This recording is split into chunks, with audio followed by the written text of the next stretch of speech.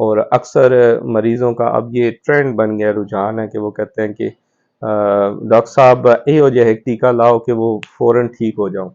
और उनके ज़हन में है भी कि फ़लाँ जो डॉक्टर साहब है ना, वो एक इंजेक्शन लगाते हैं और फ़ौरन बुखार उतर जाता है, एक टीके दी मार। एक्चुअल में वो क्या होता है, वो स्टीरॉइड होता है, और वो स्टीरॉइड इंजेक्शन जो है वो फ़ौरन इम्यूनिटी को सप्रेस करता है, इम्यूनोसप्रेसेंट के तौर पे काम करता है, और फीवर, दर्दें, पेन, प्रॉब्लम, ये भी चीज़ें कम हो जाती हैं। दूसरा, उसकी वजह से थोड़ा-सा मूड भी एलिवेट होता है, इंसान खुशी महसूस करता है।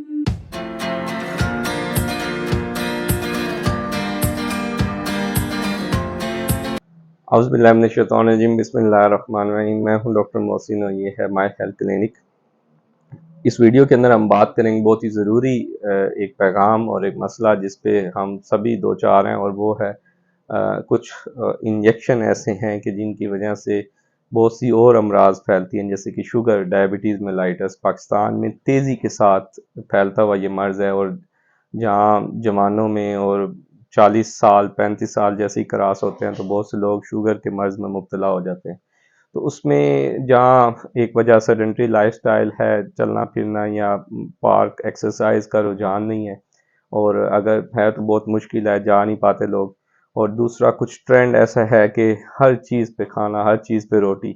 नहीं, कोई खुशी हुई है तो मिठाई लाओ, कोई फोत हुआ है तो उस पे ख़त्म दो, और ख़त्म में भी मिठाई।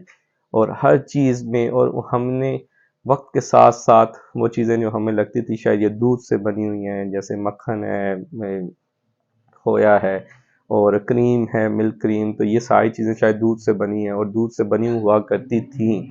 लेकिन अब प्रॉब्लम ये है कि ये चीज़ें अब उसको ऐसी दो नंबरी के साथ ड्राई मिल्क ऐड किया जाता है, या उसमें घी से चीज़ें बनाई जाती हैं, और वो ऑयल बेस्ड होती हैं, और वो कैलोरीज का बिग सोर्स है। तो उसकी वजह से बहुत ज़्यादा वेट गेन होता है। फिर फास्ट फूड जो हमारी ज़िंदगी में ऐड हुआ है, उसमें चीज़ और बहुत सा मैदा वगैरह, स्टार्च से बनी हुई बहुत सी चीज़ें हैं, बर्गर, बन, ये सारी चीज़ें जो हैं, ये कैलोरीज़ का रिसोर्स होती है।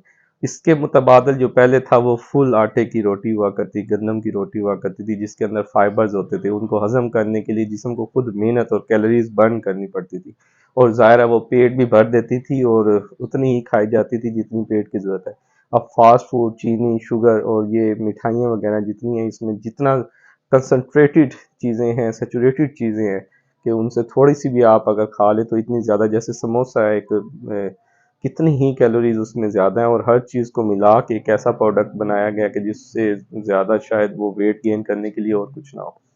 तो इसके दौरान एक ये तो वो है जो खुराक में है।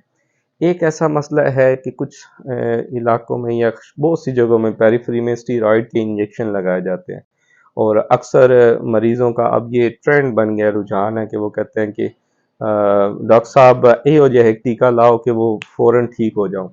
और उनके ज़हन में है भी कि फ़लाँ जो डॉक्टर साहब है ना, वो एक इंजेक्शन लगाते हैं और फ़ौरन बुखार उतर जाता है, एक टीके दी मार। एक्चुअल में वो क्या होता है, वो स्टीरॉइड होता है, और वो स्टीरॉइड इंजेक्शन जो है वो फ़ौरन इम्यूनिटी को सप्रेस करता है, इम्यूनोसप्रेसेंट के तौर पे काम करता है, और फीवर, दर्दें, पेन, प्रॉब्लम, ये भी चीज़ें कम हो जाती हैं। दूसरा, उसकी वजह से थोड़ा-सा मूड भी एलिवेट होता है, इंसान खुशी महसूस करता है। तो और क्या चाहिए, एक जो बीमार पेशेंट है और बॉडी एक्स के साथ है, उसे दर्दें हो रही है और परेशान भी है, जॉब पे भी नहीं जा पा रहा, उसको एक ऐसा इंजेक्शन लग जाए जो खुशी भी दे, जो दर्द भी ख़त्म कर दे और वो बुखार भी ख़त्म कर दे, तो इससे बेहतर और क्या हो सकता है। लेकिन प्रॉब्लम ये होता है कि जब ये बार-बार, और ख़ास तौर पे जो दमा के मरीज़ हैं, अस्थमैटिक, सीओपीडी, पुरानी जो स्मोकर हैं, कफ के साथ उनका साँस बिगड़ा हुआ होता है, तो उनको ये इंजेक्शन लगाते हैं तो फ़ौरन जो है उनका साँस भी बहाल हो जाता है और बेहतर हो जाता है। लेकिन लॉन्ग टर्म में क्या है कि यही ही इंसान को मोटा भी करता है, यही हार्मोन्स को डिस्टर्ब भी करता है फीमेल में, जैसे चेहरे पे बाल आ जाना।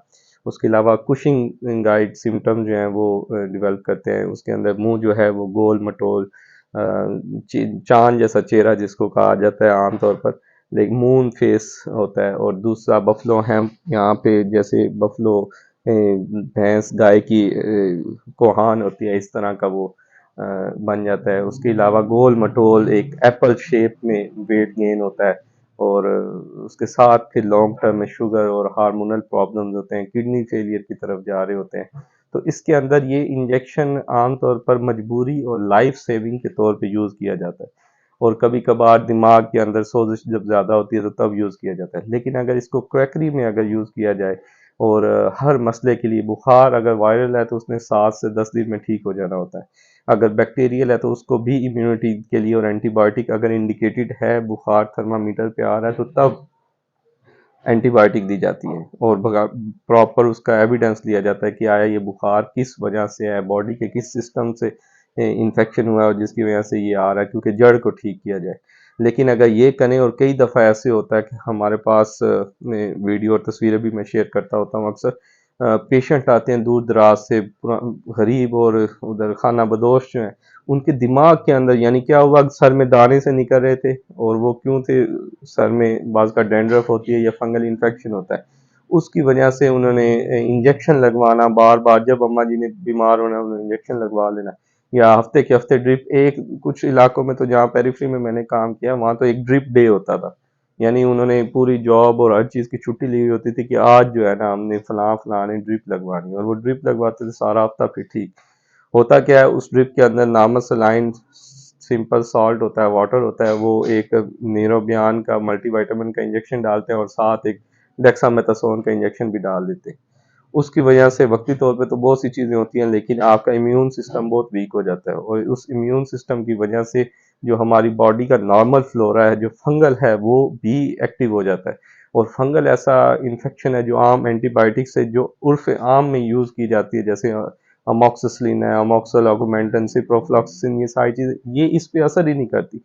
ये ऐसे ही है जैसे डबल रोटी के ऊपर काई लगी हुई होती है, या माल्टा आप रख दें तो उसके ऊपर काई, उल्ली और मुख्तलिफ नाम दिए जाते हैं। इसके अलावा अचार के ऊपर आपने देखी होगी, ये वो इन्फेक्शन है जो हर चीज़ को खाते चला जाता है, और इवन इतना कि ये अम्मा जी का फिर उसके बाद कुछ सर्जरी भी हुई, और वो बोन तक इरोड करता हुआ, और पूरा दिमाग को अब ये नंगा हो चुका है, यहाँ पे कोई हड्डी कोई बोन ऐसी नहीं है, और ये इन्फेक्शन अंदर चला जा चुका है। और वो उसके पीछे जड़ क्या है, क्योंकि देखा नहीं, और वो थोड़ा बहुत अगर मसला हुआ था तो उसको इन्फेक्शन को ठीक करना था, लेकिन उन्होंने चेक भी नहीं करवाया प्रॉपर न्यूरोसर्जन को, और ये पूरा दिमाग, और ये अभी बिल्कुल नंगा है। और एक इस दौरान पेशेंट की क्या हालत और कितनी तकलीफ हो रही होगी, वो पेशेंट को तो नहीं पता, ये तो उन्हीं को पता है जो इस चीज़ को डील करते हैं। लेकिन प्रॉब्लम ये है कि अगर इस तरह के इंजेक्शन लगवाए जा रहे हो और मुसलसल लग रहे हो, तो उसकी वजह से जहाँ इस दूसरे मसाइल हैं, आप हकीकत या जड़ को ठीक करने की कोशिश करनी चाहिए कि इनको अननेसेसरी स्टीरॉयड इंजेक्शन, और उसके बाद एक जहाँ पहले ये मूड को अच्छा करते हैं, लॉन्ग टर्म के अंदर साइकोसिस की तरफ जाते हैं।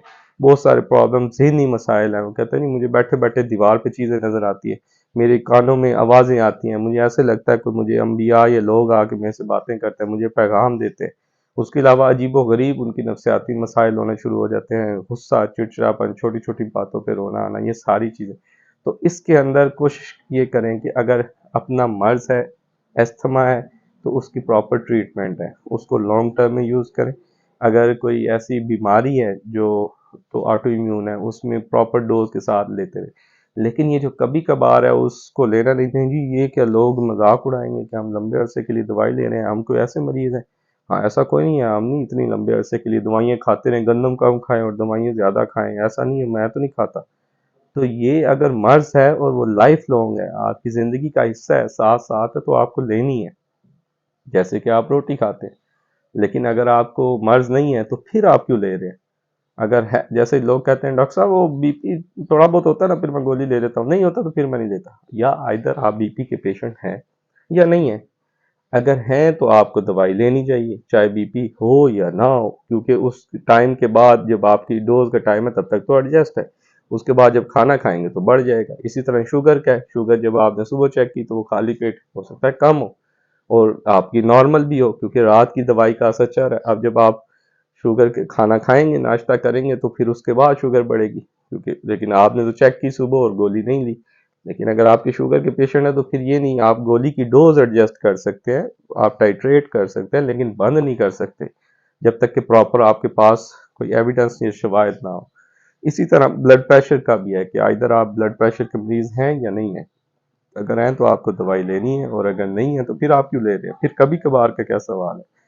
फिर अगर एक हाइपरटेंसिव पेशेंट नहीं है, उसको वॉक करना है, उसको पानी ज़्यादा इस्तेमाल करना है, उसको डाइटरी लाइफस्टाइल मॉडिफिकेशन की तरफ जाना है, वो करे। वो क्या, ये क्या बात हुई कभी बीपी की गोली लेनी है? और इसी की वजह से बहुत से लोग दिमाग के फालिज की वजह से आते हैं, दिमाग में रग फटी हुई है, ख़ास तौर पे जब डेंगू का सीज़न होता है तो और भी प्लेटलेट्स कम होते हैं, और इसी वजह से उनका बीपी शूट करता है और दिमाग में रग फट जाती है। और यूँ समझ लें कि एक दफ़ा अगर दिमाग में ये रग फट जाती है तो 50% लोग अस्पताल पहुँच ही नहीं पाते, और 50% जो अस्पताल पहुँचते हैं वो 1 घंटे में फ़ौत हो जाते हैं। और अगर वो 1 घंटा भी निकाल जाए तो उसमें से जो 50% है वो 24 आवर्स के अंदर डेथ हो जाती है। तो यूँ समझ लें कि बहुत कुछ थोड़े से लोग होते हैं जो इस सब अरेकनाइड हेमरेज के बाद अ, अस्पताल या सरवाइव कर पाते हैं, और फिर कितना ज़िंदगी में वापस वो जाते हैं और कितना वो काम कर सकते हैं, ये आने वाला वक्त बताता है कि कितना वो नॉर्मल हो जाता है, क्या पहले की तरह हो पाएंगे या नहीं, मेमोरी का क्या हाल होगा, उसके अलावा नज़र का क्या सूरत हाल होगी, या जहाँ जहाँ पे भी ब्लीडिंग हुई है उसकी वजह से क्या मसाइल होंगे। तो कोशिश करें, ये तजर्बे नहीं, जैसे आप बिजली का बोर्ड कभी खुद नहीं खोलते, इलेक्ट्रीशियन को बुलाते हैं, इसी तरह आप अगर कोई मसला होता है तो प्रॉपर एक डॉक्टर के साथ अटैच हो, जिसकी प्रॉपर आपके साथ अप्रोच हो, जिसको आप आसानी से डिस्कस कर सकें, मिल सकें, बात कर सकें, तो उनके साथ, ताकि वो आपको समझाए भी। अपनी डॉक्टरी जो है, अब वो ज़माना नहीं है कि आप हर चीज़ पे, अगर हाँ आप वो वाला ज़माना आप समझ लें तो मोबाइल खोल के ठीक करें ना ज़रा, है किसी में, क्योंकि इतना कॉम्प्लिकेटेड सर्किट है, तो ये तो मोबाइल है, इंसान इससे भी कई दर्जे कॉम्प्लिकेटेड है। इस पे इस तरह के जुगाड़ और तजर्बे, पाकिस्तानी कौम जुगाड़ पे चलती है, लेकिन कई दफ़ा सेहत में जुगाड़ नहीं चलते। तो कोशिश करें कि जब भी ऐसे मसाइल हों तो ज़रूर अपने डॉक्टर से या मेडिकल का मशवरा ज़रूर लें। अब तो बहुत आसान है, ऑनलाइन वीडियो कॉल पे आप मशवरा कर सकते हैं, आप ऑनलाइन कंसल्टेशन कर सकते हैं। तो इस पे ज़रूर फ़ोकस और ध्यान दें, ताकि बर वक्त जो चीज़ें, अब तो फासले इस सोशल मीडिया और मोबाइल की वजह से कम हो गए हैं, तो आप डिस्कस कर सकते हैं, कंसल्टेशन कर सकते हैं। इसके साथ डॉक्टर मोहसिन को दीजिए इजाज़त। अल्लाह हाफ़िज़।